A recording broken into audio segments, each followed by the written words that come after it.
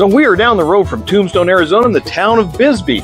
And so we're just going to take a little stroll through the town here, kind of check things out. Now, Bisbee is a copper mining town, but they also found gold and silver here.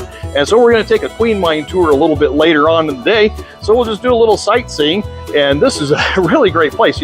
This town is much more developed than Tombstone. Of course, Tombstone was kind of an old mining camp or whatever. And this is obviously have more solid, tall buildings and more established. Of course, the copper mine has been shut down for many years. It was operated by Phelps Dodge for many years. We'll take a look at the open pit that's there. It's pretty cool. And it's a little windy out here today too. So anyway, let's just get a little flavor of the town as we're just kind of walking around here. The town kind of lays out in a narrow canyon, and typical of most mining towns, the hilly areas, everything's just built on the slopes. As we just kind of pan around through town here, you can see some of the houses up on the hill here behind me. Wherever they can find a place to put a building. You see how all the homes are built up on the hillside? And we're kind of panning down to the old section of town. Look at all those houses out there in the back. Some of them don't even have driveways. You have to climb up stairs to get to them. Pretty amazing. Tucked away in some of these alleys is some really neat looking art. I mean, it's really super cool. Yeah, just kind of check this out. Nice, quaint little quiet alley. More stuff on this side. Look at this. Boy, if you guys are into art, pictures, things, they got it here. Wow. Really, this is kind of cool. We're kind of just stepping down on these steps. Really neat stuff. Check this out. Now here's a wall, really high wall, of just all kinds of different arts. A lot of artists here, I guess. Isn't that cool?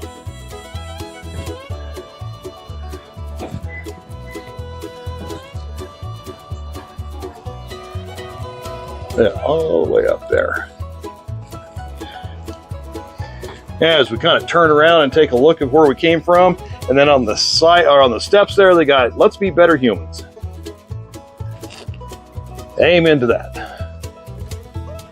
And here we have behind me a whole bunch of restored mining relics and all that. Here's a big wheel for the head frame sitting here behind me. Look at that. And we have also the cars that took the miners and the ore up and down the mine. And we have a lot of the ore car trains and stuff like that right here. Look at that. Pretty cool, huh?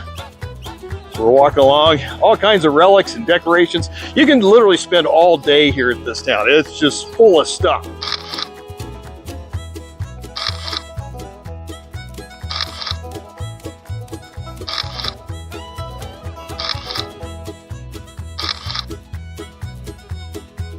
Hey, Jeff, are you with me? Let's go in.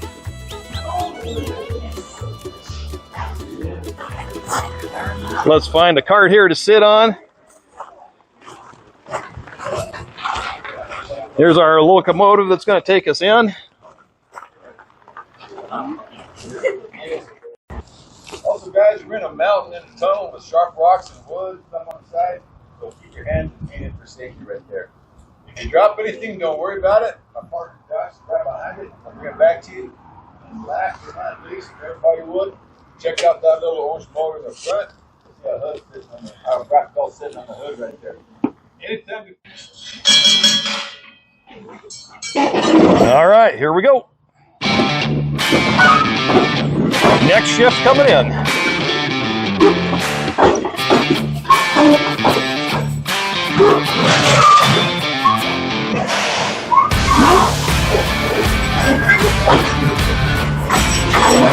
There we go.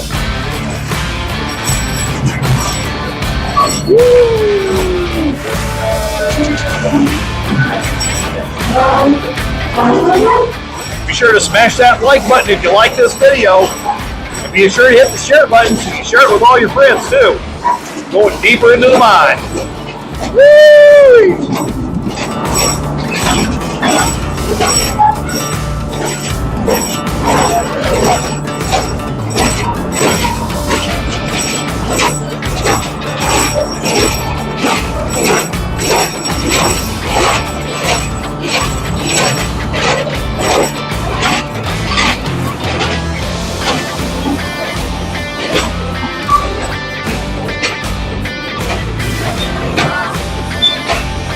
Queen shaft.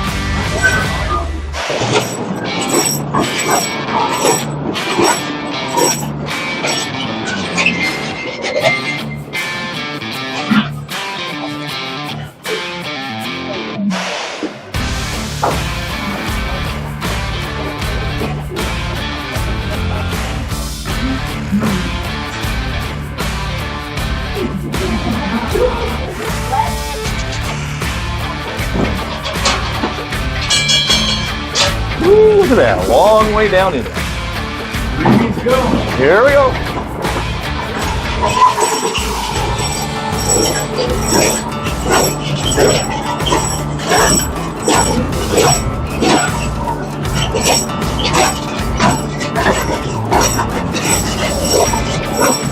This is really a fun ride, folks. You got to do this tour when you come down this way. It's awesome.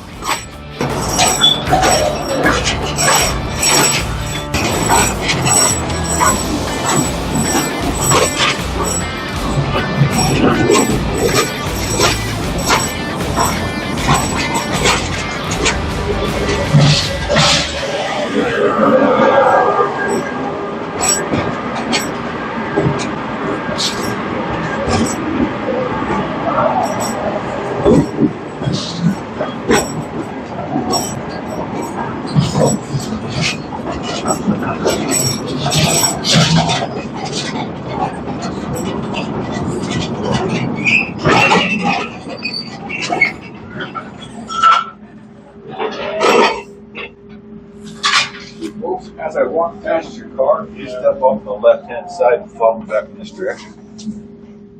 In fact, that whole tunnel, guys, that we're in, that's a haulage tunnel. No copper ore in there, guys, or very little that they have. Now you just get the men and equipment way back in this mountain. You get that copper ore and silver and gold back out right there. To give you a little bit better idea where we're at, guys, we're now 1,500 feet back into this mountain with about 800 feet of limestone above our heads.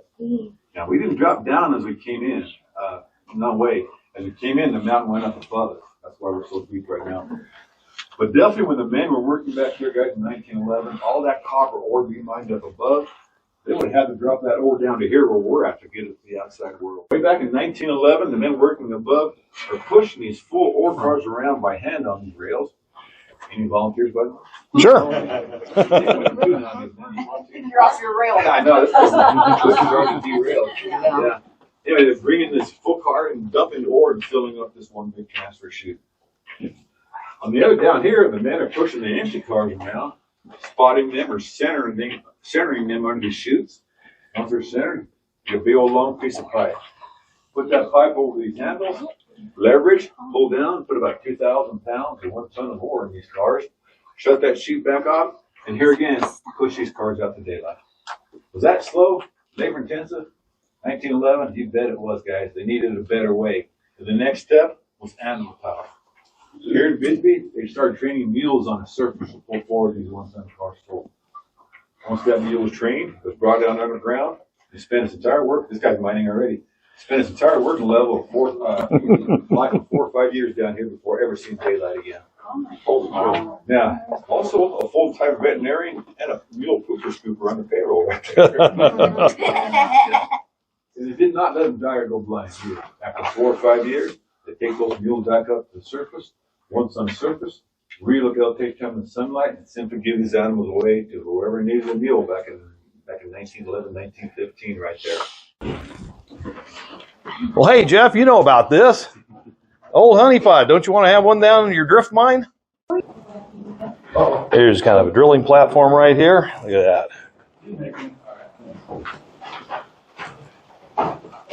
Oh, drill. There's a single jack. Now, this is the hardest part of the tour. Once you get it right here, strike it, turn it, strike it, turn it, strike it right there. Now, why is he turning that steel between the strikes, guys? And what did that do? It kept it from getting filled up with backfill. Yep. And stuck too, yeah. You sure would. They pull it in, and now once one is also flush with water right there. This is an air-powered drill, guys. How does it work? Got an air compressor sitting on the surface, piping compressed air down here to this drill. That compressed air enters the drill to that fitting right there.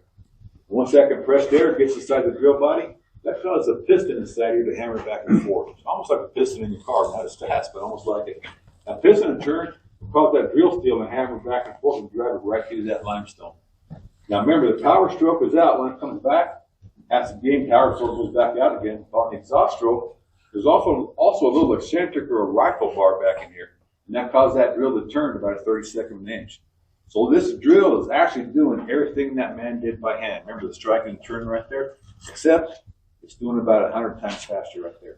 For mankind, to even get down here in the first place, they got to move a lot of rock and use a lot of high explosives. But here's something we don't think about. There's no reason we should, but we're underground, so we got to think about it down here. Those men could not come down here to drill a bunch of holes anywhere they wanted to, shove a bunch of dynamite there, light the fuses, and head off for the best. What would happen if they actually exploded or blew this rock out down here, guys? Imagination. What would happen? A little noisy, a little compression. Rock flying everywhere. You'd be taking your timber down. You'd be bringing your mountain down on top of you. You might even kill some of your co-workers working over there. So instead of exploding this rock out here, we're going to learn the opposite. We're going to learn how they brought the rock in the middle.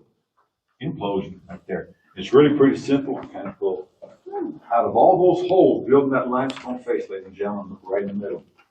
You see a real tight groove. That's called a 5-hole burn. This is what causes this rock to break in on itself right here. This is how that is done. Excuse me. That miner, maybe put 5 or 6 sticks of dynamite in your center hole with the 12-foot fuse hanging out. The 4 holes were drilled real close, guys. The only place on this pattern where you have holes close together, you got 4 more drilled right around that center, going back 7 foot also, with absolutely nothing in them. And that's the key to this whole thing. All the rest of these dynamite holes, guys, maybe 5 or 6 sticks of dynamite with 12-foot fuses hanging out. Now, he's getting ready to time this blast. Always working from his very center hole, he walks up here, right off the bat, before anything else, he's going to take a knife, scissors, whatever, cut 18, 19 inches off that center fuse. Why? When lit, he wants this hole to detonate before anything else does around it. Their timing device, from 1877 to 1975, guys, was something as simple as a wooden board with a notch cut in it.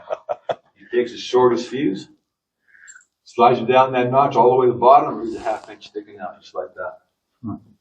Now, the way he trims or cuts these rest of these fuses is almost like a pinwheel or circular pattern out around that 5-hole burn right there. Reaches over here, takes his next 12-foot fuse, slides it down that notch, and simply cuts it off just a 1/2 inch longer than the one below it. Starting to build a pattern right here.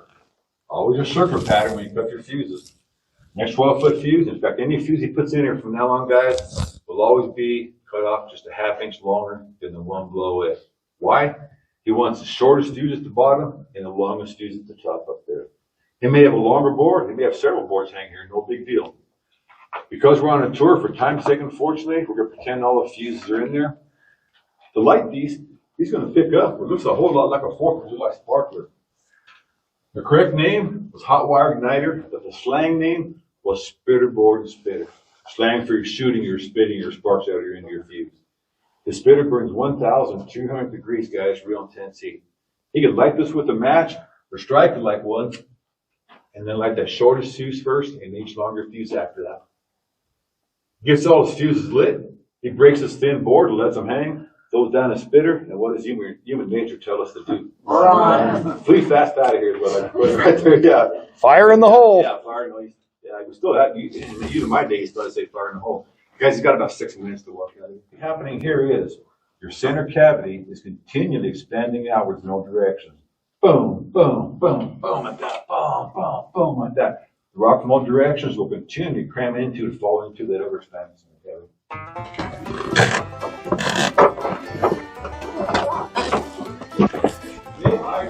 Here we are, just walking up into a big stope here. Look at all that. Really impressive. You said there's one in Tucson. I can't remember which underpass it is. Somebody here the other day was talking about it, where there's a whole bunch of them. You don't see a whole lot of loose limestone up there, guys. Oh yeah, beautiful.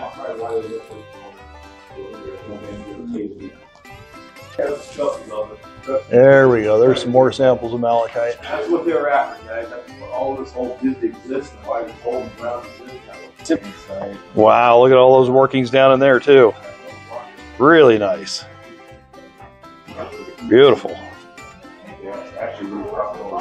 There's some more ore right there. Now behind me is the open pit section of the Queen Mine. So we'll go ahead and swing around and take a look.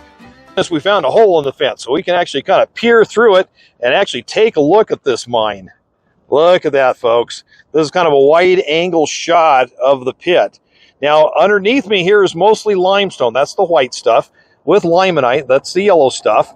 And then you can look across to the other side of the pit there, and you see a multitude of different colors, from reds to yellows and blacks and brown. That's all the sulfides that they were mining that contain the chalcopyrite and pyrites and stuff, which was the rich copper ore. And we can swing all the way down here and down to the bottom of the pit. It looks to me from here, the bottom of that pit's pretty close to 1,000 feet, I would say. That's a lot of work. Now, of course, this mine was shut down by Phelps Dodge Corporation about 20 some odd years ago. It looks to me like with the price of copper as high as it is, who knows, maybe they might get it fired up someday. Here's just a close-up view of some of the minerals across the way on the sulfide deposit. Look at all those colors. Now, you see all the terracing that they've done. Obviously, that's to keep the rocks from, avalanching down into the bottom of the pit. And it's also a roadway for the rock trucks to get down there as well. Kind of a view at the bottom of the pit there where it's got a pool of water, and you see how everything is kind of sloughed all the way down there. There's obviously one of the haulage roads going up to get out of the pit. Across in the distance there is actually the milling operations, or part of the milling operations for the mine. Well, we hope you enjoyed this video. Be sure to smash that like button, and if you're new to the channel, hit that subscribe button so that way you can get future updates on all my videos. And I wish you the very best in your prospecting adventures. Get out there and find some gold, because it's still out there. And we'll see you next time, and thank you for watching.